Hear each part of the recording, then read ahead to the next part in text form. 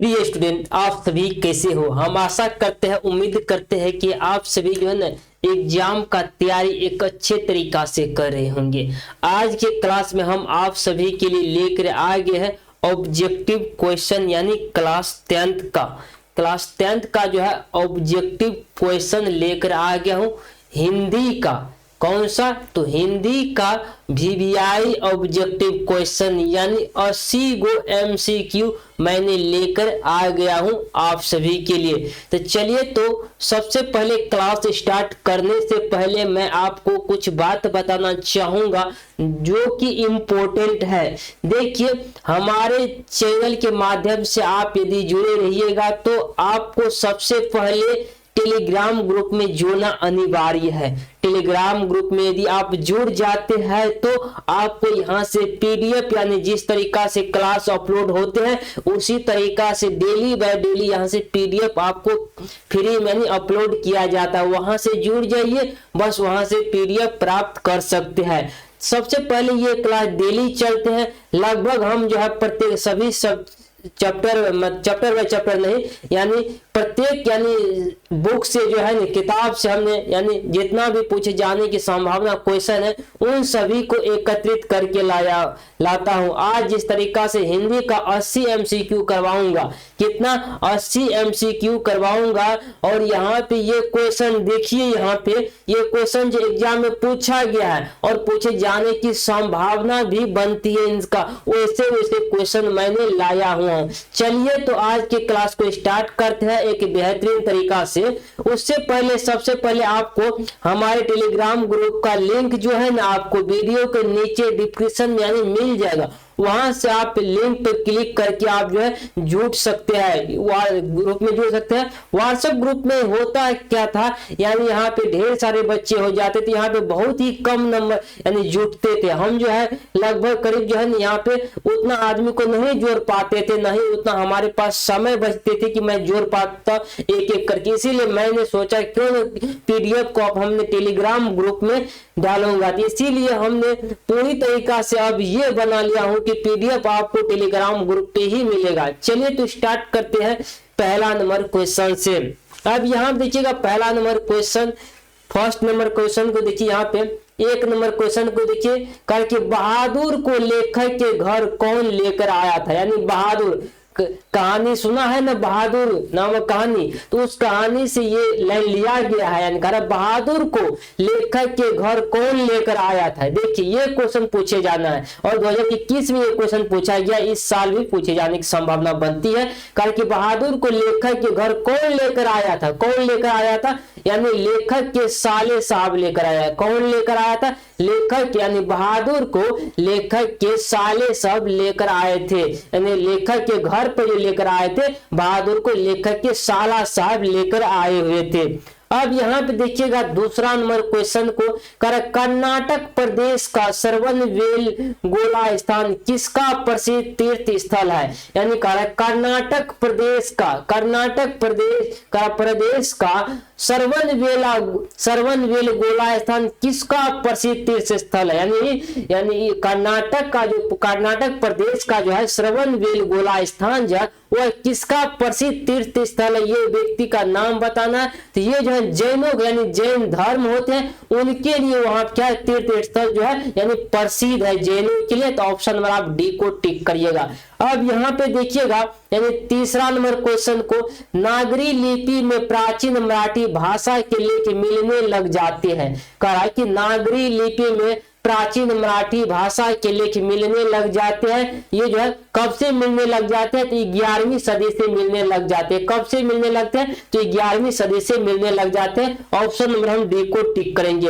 अब यहाँ देखिए चौथा नंबर क्वेश्चन, जार शाही कहाँ थी। 2019 और 2020 में ये क्वेश्चन पूछा गया है। कहा कि जार शाही कहाँ थे। जार शाही जो थी ना वह रूस में था। कहाँ था? रूस में था। ऑप्शन नंबर हम ए को टिक करेंगे। जार शाही कहाँ थे? तो जार शाही जो थी ना वो कहाँ की थी? तो रूस में थी, रूस का था। ऑप्शन नंबर आप ए को टिक करिएगा।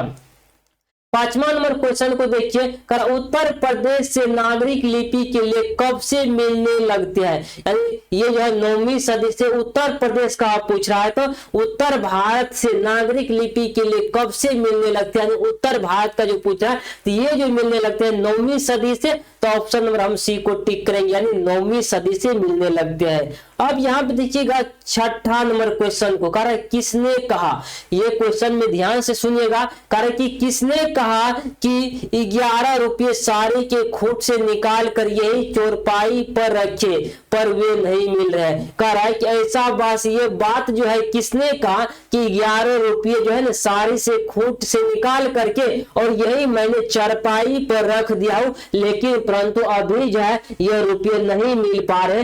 ऐसा बात किसने कहा कहानी में, ऐसा बात जो कहा था वह लेखक के रिश्तेदार ने कहा था। कौन कहा था, रिश्तेदार की पत्नी ने कहा था, यानी लेखक के रिश्तेदार थे लेकिन उनकी पत्नी जो थी, मतलब रिश्तेदार की पत्नी ऐसा बात बोल रहे थे कि 11 रुपये यहीं पे रखे अभी, लेकिन वह नहीं मिल रही है, तो ऑप्शन नंबर हम बी को टिक करेंगे। अब यहाँ पे देखने का प्रयास करेंगे हम 7वां नंबर क्वेश्चन को, हिंदी के आदि कवि है 2019 और 22 में यह क्वेश्चन पूछा गया। हिंदी के आदि कवि जो है ना श्रवपाद है, कौन सी है, श्रवपाद है, ऑप्शन नंबर हम डी को टिक करेंगे। हिंदी के आदि कवि है श्रवपाद, क्या है, श्रवपाद है, ऑप्शन नंबर हम डी को टिक करेंगे। अब यहाँ पे देखेंगे हम 8वां नंबर क्वेश्चन को, श्रवपाद की कृति है 2019 में यह क्वेश्चन पूछा गया कि श्रवपाद की कृति जो है ना, श्रवपाद की कृति से दोहा कोश, क्या है, दोहा कोश है, ऑप्शन नंबर हम ए को टिक करेंगे। श्रवपाद की कृति जो है ना, श्रवपाद की कृति है दोहा कोश, ऑप्शन नंबर हम ए को टिक करेंगे। अब यहाँ पे देखेंगे 8वां नंबर क्वेश्चन को, कहा कि 12वीं सदी, हम बात 11, ये क्वेश्चन लगता है रिपीट हो गया 8वां नंबर, यहाँ पे 8 नंबर ये भी है, 2 बार 8 नंबर आ गया, तो चलिए कोई बात नहीं। यहाँ पे कहा कि 12वीं सदी के केरल के शासकों के सिक्के पर कहा वीर केरल रहस्य जैसे शब्द डैश लिपि में अंकित, ये जो है ना देवनागरिक लिपि में अंकित है, ऑप्शन नंबर हम डी को टिक करेंगे। अब यहाँ पे देखिएगा 9वां नंबर क्वेश्चन को, कर विजयनगर के शासकों को लेख किस लिपि में है, ये पूछा जा रहा है आपसे कि विजयनगर के शासकों के लेख किस लिपि में है, किस लिपि में है, तो नंदी नागरिक लिपि में, किस लिपि में, नंदी नागरिक लिपि है, यानी कह रहा है कि विजयनगर के शासकों के लेख किस लिपि में है, 2019 और 22 में यह क्वेश्चन पूछा गया है, ये किस लिपि में है, तो ये जो है नंदी नागरिक लिपि में, ऑप्शन नंबर आप डी को टिक करिएगा। अब यहाँ पे देखेंगे हम 10वां नंबर क्वेश्चन कर, बेटमा दान पत्र किस समय का है, 2018 में क्वेश्चन पूछा गया, कर बेटमा दान पत्र किस समय का है, बेटमा दान पत्र जो है 1020 ईस्वी का, ऑप्शन नंबर हम ए को टिक करेंगे, 1020 ईस्वी का है। 11 नंबर क्वेश्चन को देखिए, कर भारतीय लिपियों की कहानी पुस्तक के रचयिता कौन है, 2021 और 2022 में एक क्वेश्चन पूछा गया है, कहा कि भारतीय लिपियों की कहानी, यानी कहा कि भारतीय लिपियों की कहानी पुस्तक के रचयिता कौन है, ये जो है ना हम बात करेंगे गुणाकर मूले जी है, कौन है, गुणाकर मूले जी है, ऑप्शन नंबर हम डी को टिक करेंगे, गुणाकर मूले जी है। अब यहाँ पे देखेंगे 12 नंबर क्वेश्चन को, हिंदी तथा इसकी विधि बोलियां किस लिपि में लिखी जाती, कर हिंदी तथा इसकी विविध बोलियां किस लिपि में लिखी जाती है। हिंदी को आप जानते हैं और उसकी विविध बोलियां को जानते हैं, हिंदी जो लिखी जाती है यानी देवनागरिक लिपि में ही लिखी जाती है, तो ऑप्शन नंबर हम ए को टिक करेंगे, हिंदी को देवनागरिक लिपि में लिखा जाता है, तो ऑप्शन हम बात करेंगे ए को यहाँ पे टिक कर देंगे।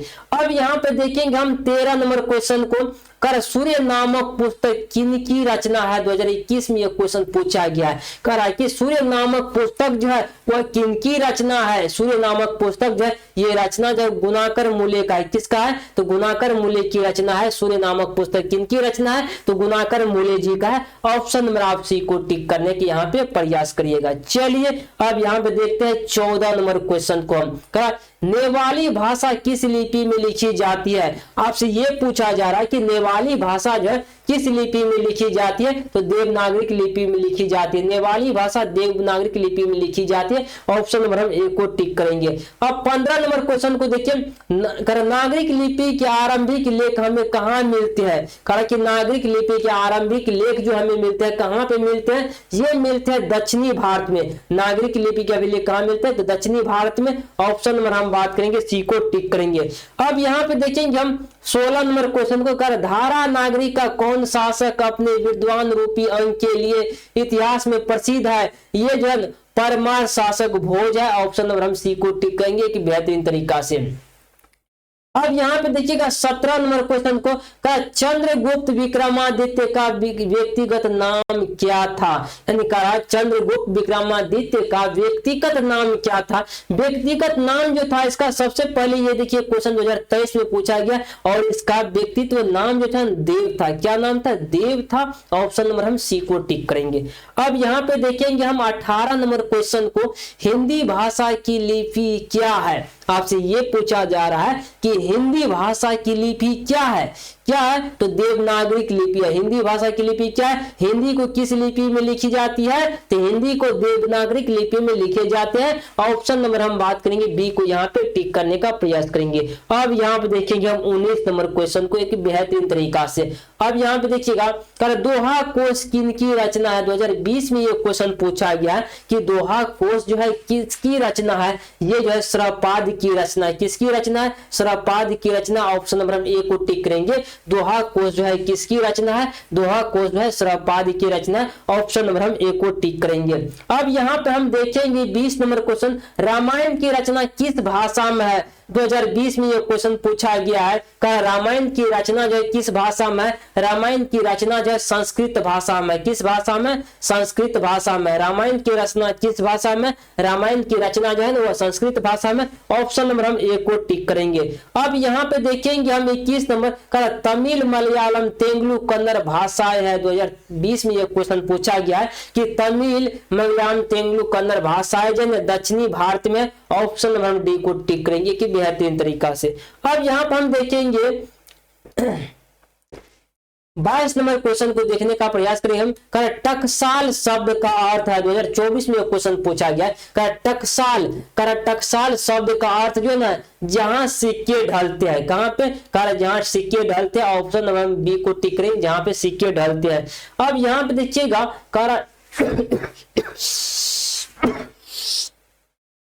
22 नंबर क्वेश्चन को देखिए, स्थापत्य की उत्तर भारत की एक विशेष शैली को क्या कहते हैं? करा कि स्थापत्य की उत्तर भारत की एक विशेष शैली को क्या कहते हैं? ये जो कहते हैं नागर शैली कहते हैं। क्या कहते हैं? नागर शैली कहते हैं। ऑप्शन नंबर हम बी को टिक करेंगे।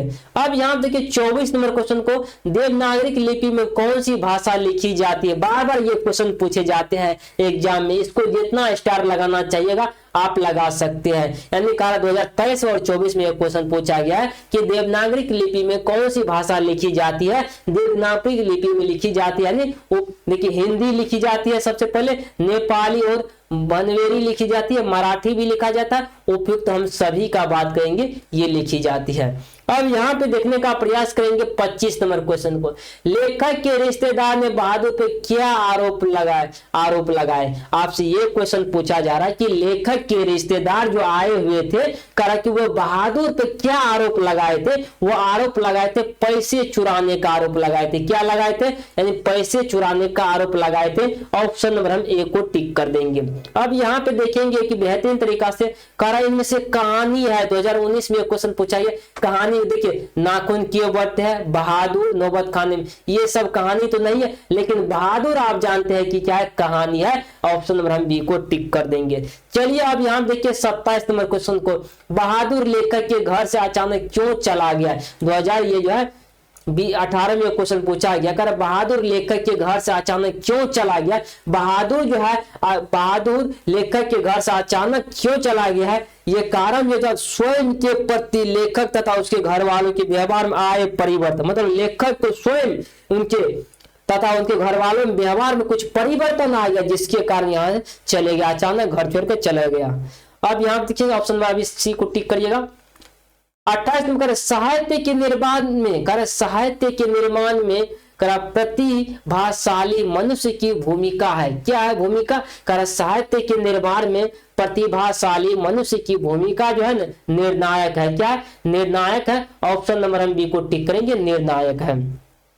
अब यहाँ पे देखेंगे 29 नंबर, अमरक्रांत लिखित कहानी का नाम है। कहा कि अमरक्रांत लिखित कहानी का नाम जो है ना बहादुर है। क्या नाम है? बहादुर है। ऑप्शन नंबर डी को टिक करेंगे। अमरक्रांत लिखित कहानी का नाम क्या है? तो बहादुर है। ऑप्शन नंबर हम डी को टिक करेंगे। अब यहाँ पे देखेंगे हम 30 नंबर क्वेश्चन करा कि बहादुर शीर्षक कहानी में कौन अपने शरीर की मालिश बहादुर से करवाता था। यानी कह रहा है कि बहादुर शीर्षक कहानी जो है ना उस कहानी में कह रहा कि बहादुर से कौन अपने देह का जो मालिश करवाता था वह करवाता था, यानी लेखक का पुत्र करवाता था। तो उसका नाम क्या था? तो किशोर नाम था। ऑप्शन नंबर डी को टिक रहे, किशोर नाम था।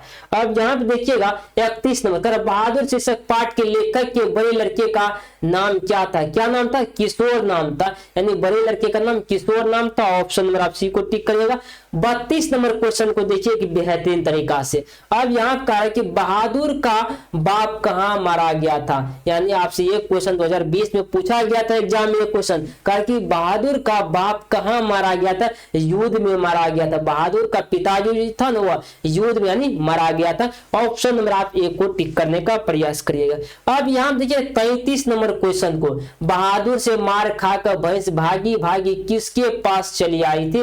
यानी बहादुर की मां के पास चली आई थी। बहादुर ने भैंस का इतना पिटाई किया था, इतना पिटाई किया था कि वह भैंस जो है ना भागते भागते बहादुर की मां के पास आ जाती है। अब यहाँ पे हम देखेंगे 34 नंबर क्वेश्चन को, बहादुर शीर्षक कहानी में किशोर कौन था? 2021 में यह क्वेश्चन पूछा गया है कि बहादुर शीर्षक कहानी में किशोर कौन था? बहादुर शीर्षक कहानी में किशोर जो था ना लेखक का पुत्र था। क्या था? लेखक का पुत्र था। ऑप्शन नंबर हम ए को टिक करेंगे, लेखक का पुत्र था। अब यहाँ पे देखने का प्रयास करेंगे 35 नंबर क्वेश्चन, लेखक अमरक्रांत हाई स्कूल की शिक्षा कहाँ से प्राप्त की थी? लेखक अमरक्रांत जी जो थे ना वह हाई स्कूल की शिक्षा कहाँ से प्राप्त किया था? ये जो प्राप्त किया था हाई स्कूल का शिक्षा जो प्राप्त किया था यह बलिया से किया था। कहाँ से किया था? बलिया से किया था। ऑप्शन नंबर हम बात करेंगे ए को टिक करेंगे, बलिया से किया था। 36 नंबर क्वेश्चन देखेंगे, बहादुर अपने घर से क्यों भागा गया था? 2000 हम बात करेंगे यहाँ 20 में यह क्वेश्चन पूछा गया है, बहादुर जो थे अपने घर से क्यों भागा था? बहादुर मां की मार के कारण भागा था। किसके कारण? मां के मार के कारण बहादुर अपने घर से भाग गया था, क्योंकि बहादुर की मम्मी ने बहादुर की पिटाई की थी। क्यों पिटाई की थी? बहादुर ने क्योंकि भैंस की पिटाई की थी, मम्मी ने बहादुर की पिटाई की थी। ऑप्शन नंबर सी को टिक करिएगा। अब यहाँ पे देखेंगे हम 37 नंबर क्वेश्चन, बहादुर का पूरा नाम है।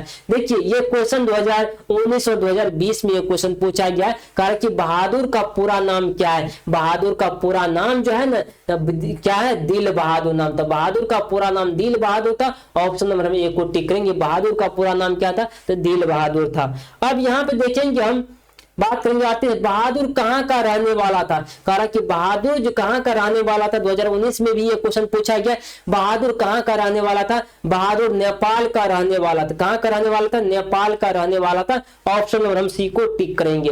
अब 39 नंबर क्वेश्चन देखिए, बहादुर कितने वर्ष का था? 2022 में क्वेश्चन पूछा गया कि बहादुर जो था कितने वर्ष का था? बहादुर 12-13 वर्ष का था। कितने वर्ष का था? 12-13 वर्ष का था। ऑप्शन नंबर बी को टिक करेंगे। अब यहाँ 40 क्वेश्चन, जिंदगी और जो किनकी रचना है? 2020 में क्वेश्चन पूछा गया है, कारण जिंदगी और जो किसकी रचना है? जिंदगी और जो रचना जो है अमरक्रांत जी का है। ऑप्शन नंबर हम ए को टिक करेंगे, अमरक्रांत जी का है।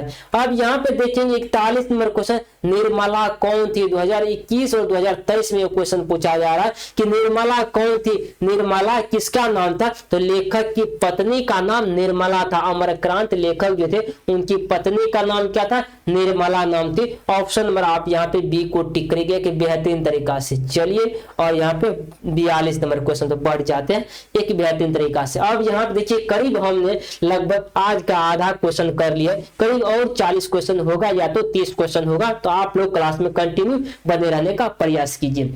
अब यहाँ पे देखेंगे हम 42 नंबर क्वेश्चन, बहादुर कहाँ से भाग कर आया था? बहादुर जो नेपाल से भाग कर आया था। ऑप्शन नंबर बी को टिक करेंगे, बहादुर नेपाल से भाग कर आया था। अब यहाँ पे देखेंगे बहादुर शीर्षक पाठ में किसकी कहानी है? बहादुर नेपाल गोरखे की कहानी है। किसकी होगा? अब यहाँ के 44 नंबर क्वेश्चन, कर सुखता पात किस लेखक की रचना है? कर सुखता पात जो है ना, कर सूखा पाता, सूखा पत्ता किस लेखक की कहानी है? तो सूखा पत्ता अमरक्रांत जी का है। ऑप्शन नंबर आप सी को टिक करिएगा। अब यहाँ पे देखिए 45 नंबर क्वेश्चन, लेखक की पत्नी के रिश्तेदार ने किस दिन आए थे? करा लेखक की पत्नी के रिश्तेदार किस दिन आए थे? रविवार के दिन आए थे। ऑप्शन नंबर हम बात करेंगे, एक को टिक करेंगे। अब यहाँ पे देखिएगा 46 नंबर, मित्र मिलन शीर्षक कहानी संग्रह किसकी रचना है? कहा कि मित्र मिलन शीर्षक कहानी संग्रह किसकी रचना है? ये रचना जो है ना अमरक्रांत जी का है। ऑप्शन नंबर हम डी को टिक करेंगे, अमरक्रांत जी का है। अब यहाँ पे देखेंगे हम 47 नंबर क्वेश्चन, लेखक अमरक्रांत का जन्म कहाँ हुआ था? 2024 में यह क्वेश्चन पूछा गया है। लेखक अमरक्रांत का जन्म कब हुआ था? ये ईस्वी पूछ रहा है कि लेखक जो है लेखक अमरक्रांत का जन्म जो है कौन सा ईस्वी में हुआ था? ये हुआ था हम बात जुलाई 1925 ईस्वी में। ऑप्शन नंबर हम ए को टिक करेंगे। अब यहाँ पे देखेंगे 48 नंबर, बहादुर शीर्षक कहानी के लेखक कौन है? अमरक्रांत जी है। ऑप्शन नंबर हम ए को टिक करेंगे। अब यहाँ देखिए बहादुर पे कितने रुपए के चोरी का इंजाम लगा था? 11 रुपये का। ऑप्शन नंबर हम बी को टिक करेंगे, 11 रुपये का। अब यहाँ देखिए 50, लेखक रामविलास शर्मा के गांव का क्या नाम था? ये नाम तो ऊंच गौसानी नाम था। ऑप्शन नंबर हम बी को टिक करेंगे, ऊंच गौसानी। 51 नंबर, भौतिकवाद का अर्थ भाग्यवाद नहीं है किस निबंध की पंक्ति है? परंपरा का मूल्यांकन का। ऑप्शन नंबर हम बी को टिक करेंगे, परंपरा का मूल्यांकन का। 51 लेटिन कवि वर्गीय, नमनिंग बहुत गलत है यहाँ पे। क्रमांक जो है ना क्वेश्चन का बहुत सारा गलत कर दिया हमारे टाइपिंग जो करते हैं। चलिए तो कोई बात नहीं, वो इतना ही प्रयास करते हैं कि क्योंकि टाइपिंग कर देते हैं, नहीं तो हमें तो बहुत दूर दूर से यानी खोजने पड़ते हैं टाइपिंग वाले के लिए।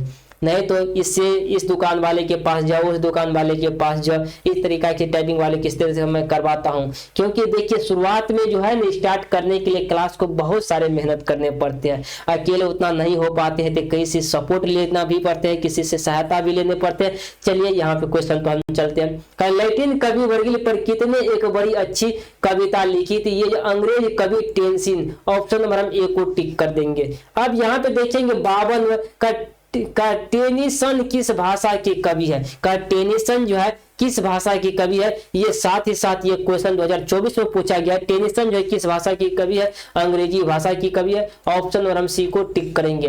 अब यहाँ पे देखने का प्रयास करेंगे, बड़े भाई किस लेखक की रचना है? करा बड़े 2023 में ये क्वेश्चन पूछा गया है कि बड़े भाई किस लेखक की रचना है? तो बड़े भाई जी जो है ना रामविलास शर्मा जी का है। ऑप्शन नंबर हम सी को टिक कर देंगे। अब यहाँ पे देखें 54 नंबर क्वेश्चन, निम्नलिखित में से कौन हिंदी आलोचना के महत्वपूर्ण हस्ताक्षर थे? ये था रामविलास शर्मा जी। ऑप्शन नंबर हम डी को टिक करेंगे, रामविलास शर्मा जी। अब यहाँ पे देखेंगे 55 करा पांथे किस महादेश में है? ये जो है ना यूरोप। ऑप्शन नंबर हम डी को टिक कर देंगे। करा कौन मनुष्य के संपूर्ण जीवन से समृद्ध है? ये जो है ना साहित्य। ऑप्शन नंबर हम बी को टिक कर देंगे। लेखक रामविलास शर्मा कब से कब तक भारतीय प्रगतिशील लेखक संघ के महामंत्री रहे? ये जो रहा 1949 से 1953 तक। ऑप्शन नंबर हम बी को टिक कर देंगे। अब हम 58 मनुष्य और परिस्थिति का संबंध जो है ना ये जो है द्वंदात्मक है, द्वंदात्मक है। ऑप्शन नंबर डी को हम टिक कर देंगे। अब यहाँ देखेंगे 59 नंबर, जार शाही रूस के सोवियत समाज में पढ़े जाने वाले लोकप्रिय साहित्यकार कौन है? ये जो है ना तोलस्ताय है। ऑप्शन नंबर आप ए को टिक करिएगा। अब यहाँ पे देखेंगे 60 नंबर, निबंध परंपरा का मूल्यांकन के लेखक है, यानी कहा निबंध परंपरा का मूल्यांकन के लेखक कौन है? ये जो है रामविलास शर्मा जी है। ऑप्शन और हम बी को टिक करेंगे कि बेहतरीन तरीका से। अब यहाँ पे देखेंगे 61 नंबर क्वेश्चन करा हिंदी आलोचना के महत्वपूर्ण हस्ताक्षर डॉक्टर रामविलास शर्मा का जन्म कब और कहाँ हुआ था? 2019 और 2021 में वो क्वेश्चन पूछा है, जन्म कहाँ हुआ था रामविलास शर्मा जी का, ये पूछा जा रहा है। तो यहाँ पे लगाइएगा 1912 में हुआ था, उच्चतराव उत्तर प्रदेश में हुआ था। ऑप्शन नंबर बी को हम टिक करेंगे, सिर्फ 1912 रखिएगा, उत्तर प्रदेश में हुआ था। अब यहाँ पे हम देखेंगे परंपरा का मूल्यांकन गद्य की कौन सी विधिया है? ये जो निबंध है। ऑप्शन नंबर बी को टिक करेंगे, निबंध है।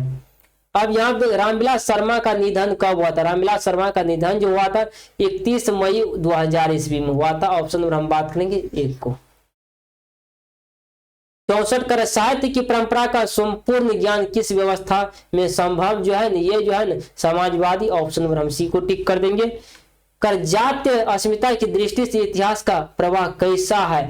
ये जो है ना प्रवाह जो है ना हम बात करेंगे विंचित और अविंचित दोनों है। ऑप्शन नंबर हम सी को टिक कर देंगे। कर परंपरा का ज्ञान किनके लिए आवश्यक है। जो लकीर के फकीर न हो, क्रांतिकारी की साहित्य की रचना करे। ऑप्शन नंबर हम सी को टिक कर देंगे यहाँ पे। का निराला की साहित्य साधना के रचनाकार जो है ना रामविलास शर्मा जी है। ऑप्शन नंबर हम बात करेंगे डी को टिक कर देंगे। करा किस शासक ने ऐसा सिक्का चलाया जिस पर नागरी लिपि में राम सिया शब्द अंकित है। बादशाह अकबर ने चलाया था। ऑप्शन नंबर हम बी को टिक करेंगे। आज की क्लास यहीं पे समाप्त होती है। हमने जितना का यानी टारगेट लिया था आज उतना ऑब्जेक्टिव क्वेश्चन हमने आपके सामने में प्रस्तुत किया। आप सभी को ये क्लास कैसा लगा है जरूर कमेंट बॉक्स में बताने का प्रयास करेगा। मैं आपसे कहना चाहूंगा आप सभी को यानी जितना भी हो सके इस क्लास को शेयर करने का प्रयास करिएगा और बहुत से बहुत यानी अधिक से अधिक बच्चों को यहाँ पे जोड़ने का प्रयास करिएगा। मेरा कंटेंट कैसा लग रहा है कि आवाज कैसा जा रहा है, जरूर आवाज थोड़ी सी महक में लगता है, प्रॉब्लम है। इस परेशानी को मैं दूर करना चाहता हूं लेकिन नहीं हो पा रहा है। मैं प्रयास कराऊंगा कि आवाज में चिड़चिड़ापन थोड़ा सा आ रही है उसको भी मैं समाप्त करने का प्रयास करूंगा। चलिए अब यहाँ पे देखिए माइक थोड़ा सा यहाँ पे लगा है और इसका जो है ना थोड़ा सा ये लगता है यहाँ पे कहीं खो गया। इसमें एक रहता है यहाँ पे ऊपर में जिसके कारण हो सकता है ये प्रॉब्लम आई होगी या किसी और कारण से आई होगी। तो उसके लिए मैं जो है देखने का प्रयास करूंगा तो आगे चल करके ताकि ये जो है ना पूरी तरीका से यानी ठीक हो जाए सके किसी तरीके, ताकि आवाज आपको सुनने में एक अच्छे यानी तरीका का लगे। ऐसा न लगे कि अभी थोड़ा सा आवाज जो है फट फट थोड़ा सा चिड़चिड़ाहट जैसा लगती होगी। यानी आप हेडफोन में सुनते होंगे तब पता चलते होंगे या तो हेडफोन में नहीं भी सुनते होंगे तो ऐसा लगते होंगे। दूर तो आवाज नहीं है, हम भी क्योंकि सुने हुए हैं। चलिए तो आज क्लास को यहीं पे स्टॉप करते हैं। उससे पहले मैं बात बताना चाहूंगा टेलीग्राम ग्रुप से पीडीएफ डाउनलोड करना नहीं भूलिएगा। आप सभी जरूर अगले क्लास में फिर से जुड़ने का प्रयास करिएगा। मिलते हैं अगले क्लास में। आज की क्लास को यहीं पे एंड करते हैं।